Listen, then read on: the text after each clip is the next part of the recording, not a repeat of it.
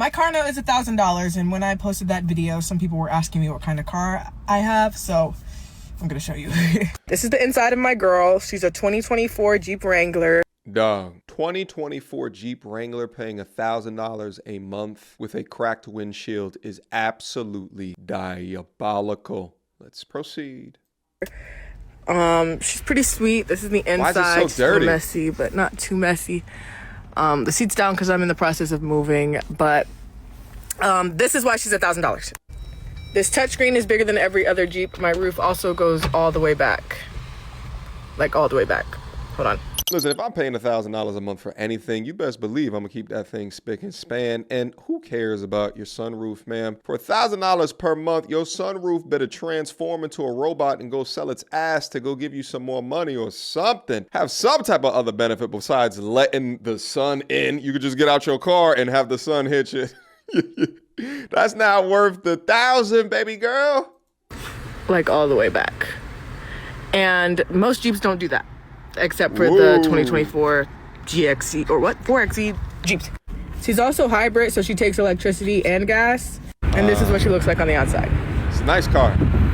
But the gag is, my car note should have been $700. I just had a terrible car salesman who took advantage of me, so. But you signed your name on a dotted line. That's called accountability, baby girl. Did he take advantage of you, or they got you in there at one price and then they ran your credit, found out that you don't pay shit back, thus meaning that you have a low-ass credit score and the APR went up, but he took advantage of you, right? Got it.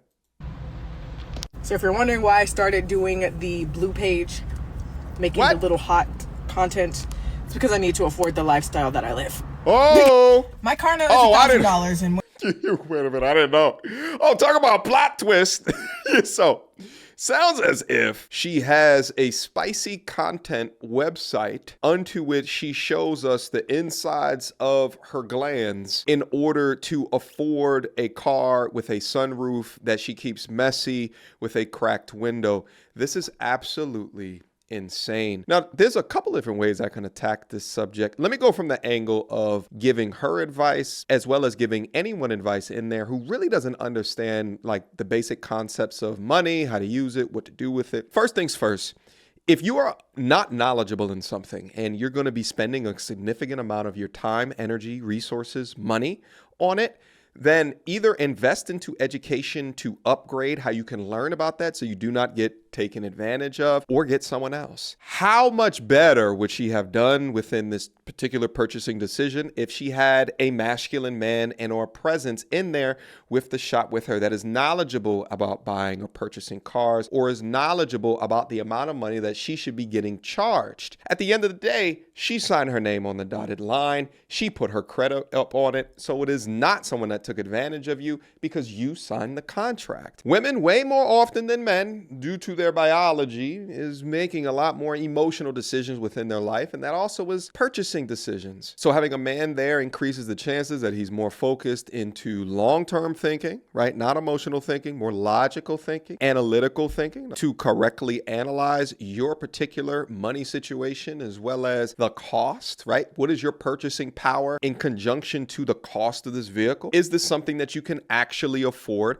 for the long term? So having that presence of someone that you trust, someone that's more knowledgeable, or even a man there would have helped this situation greatly. Now, as I say all of this, I'm kind of being tongue in cheek, at least to a degree, because she would have to then listen to that person or that man, right? And I got a big feeling that a young lady that is caught up in more of sort of this fast lifestyle, to be okay with putting her guts online for money. No man can tell me nothing. My body, my choice. Women like this can't wait to leave the household and then often making decisions like this in spite of whatever structure or lack of structure that they had while growing up. Let's take a look at her profile real quick. Oh yeah, it's one of these.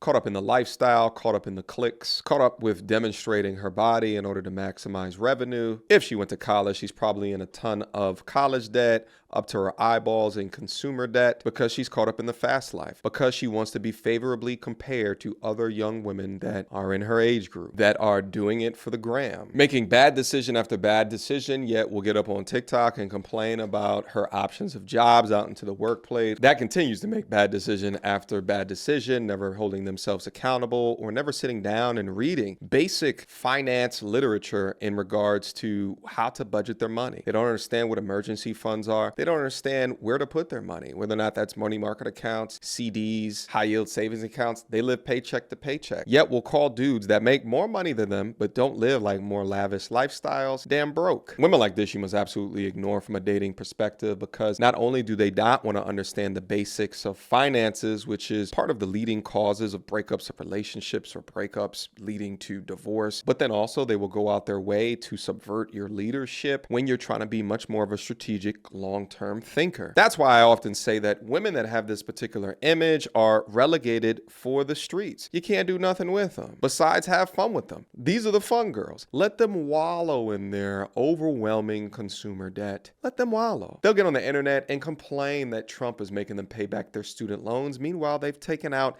$1,000 a month car notes for basic ass Jeep Wranglers, which is absolutely crazy. My dad always used to tell me this. He says, son, the best car note is no car note at all. That is a fact.